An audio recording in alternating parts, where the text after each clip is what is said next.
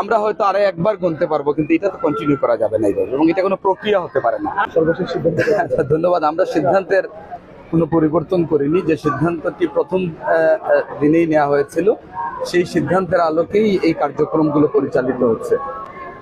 আমরা সিদ্ধান্ত নিয়েছিলাম, আপনারা নিশ্চয়ই, আমরা গণমাধ্যমকে জানিয়েছি ইতিমধ্যে, যে আমাদের সিলেট এক আসনের মাননীয় সংসদ সদস্য এবং বাণিজ্য মন্ত্রী জনাব খন্দকার আব্দুল মুক্তাদির সাহেবকে প্রধান করে একটি 13 সদস্য বিশিষ্ট কমিটি গঠন করা হয়েছে, যেখানে আমাদের সম্মানিত সদস্য হিসাবে যারা আছেন তারা গতকালকে বসেছিলেন এবং বসে কিছু প্রাথমিক সিদ্ধান্ত নেওয়া হয়েছে। এই প্রাথমিক সিদ্ধান্তগুলো আমরা এখনই বলছি না, যেহেতু আমরা পরবর্তী বৃহস্পতিবার বসে এটা চূড়ান্ত করে একটা রূপরেখা তৈরি করে আপনাদেরকে আমরা জানিয়ে দেবো। বাট এটুকু বলতে পারি যে এখন যে প্রক্রিয়াটি পরিচালিত হচ্ছে এটি একটি স্থায়ী সমাধান না। আপনি ব্যাগ সিলগালা করে দিচ্ছেন, আমাদের উপস্থিতিতে, প্রশাসনের উপস্থিতিতে সেই টাকাগুলো এখানে প্রকাশ্যে গোনা হচ্ছে। এই টাকাগুলো কিন্তু জেলা প্রশাসকের অ্যাকাউন্টেই জমা হবে, যেভাবে বিগত দিনে এটি গণনা করে জেলা প্রশাসকের অ্যাকাউন্টে জমা দেওয়া হয়েছিল। বাট এই টাকাগুলো কিভাবে বন্টন হবে, এখানে ধরেন আপনি অনেক এমপ্লয়ি আছে, হ্যাঁ, অনেক এমপ্লয়ি আছে যারা এখানে চাকরি করেন, তাদের বেতনের একটা ব্যাপার আছে। এখানে একটা নোংরখানা আছে, যারা এখানে প্রতিদিন খাবারের ব্যবস্থা থাকে 3 বেলা সম্ভবত।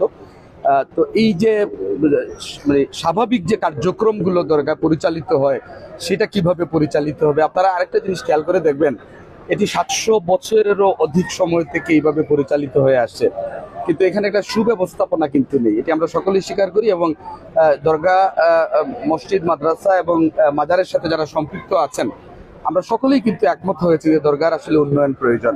এখানে একটা অজুখানার প্রয়োজন, এখানে একটা বিশ্রামাগার প্রয়োজন, এখানে একটা কালচারাল কর্নার প্রয়োজন। এখানে শাহজালাল রহমতুল্লাহ আলাইহির ব্যবহৃত যে জিনিসগুলো আছে, এটি দেখার জন্য দর্শনার্থীরা আসেন, কিন্তু সেইভাবে সুব্যবস্থাপনা না থাকার কারণে তারা দেখতে পাচ্ছেন না। আমরা এরকম হতে পারে যে এখানে একটা চমৎকার কর্নার থাকবে, যেখানে আমার শাহজালাল রহমতুল্লাহ আলাইহির ব্যবহৃত জিনিসপত্রগুলো রাখা হবে দর্শনার্থীদের জন্য।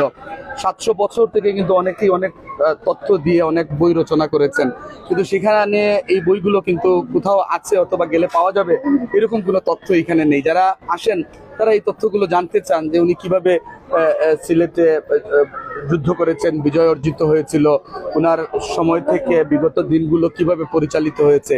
এগুলো অনেকেই অনেক তথ্য দিয়ে বই লিখেছেন, সেটি সংরক্ষণের জন্য একটি উন্নত মানের গ্রন্থাগার এখানে হতে পারে।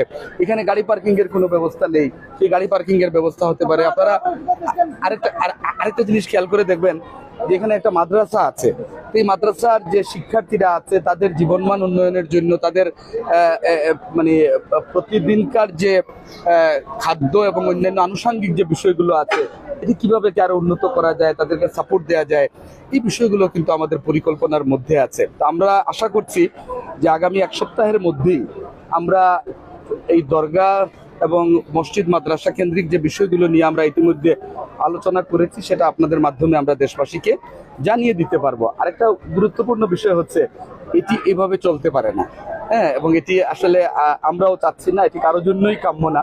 বাট এই বিষয়গুলোর প্রতি অনেকেরই উৎসাহ আছে, অনেকের স্বচ্ছতা চাচ্ছেন, অনেকে বন্টন সুষম হয় কিনা সেটি চাচ্ছেন। এই দাবি যদি এটি গণদাবিতে পরিণত হয়েছে, আমরা চেষ্টা করব যে সকলের সাথে কথা বলে জনগণ যে চাচ্ছে, মানুষের যে প্রত্যাশা, সেই প্রত্যাশা অনুযায়ী আমরা একটা চমৎকার সমাধান এবং রূপরেখা হবে ইনশাল্লাহ। গণনা আজকে 16 দিন হচ্ছে, হ্যাঁ, শুক্রবার যদি আমরা 15 দিন ধরি, তাহলে আজকে শনিবার 16 তারিখ, 16 দিন হচ্ছে আজকে। এই 16 দিনে প্রতিটি ড্যাগ থেকে আলাদা আলাদাভাবে আমরা টাকাগুলো আপনাদের সকলের উপস্থিতিতে উত্তোলন করে বস্তাতে ভরে এখানে প্রকাশ্যে কিন্তু গণনা হচ্ছে।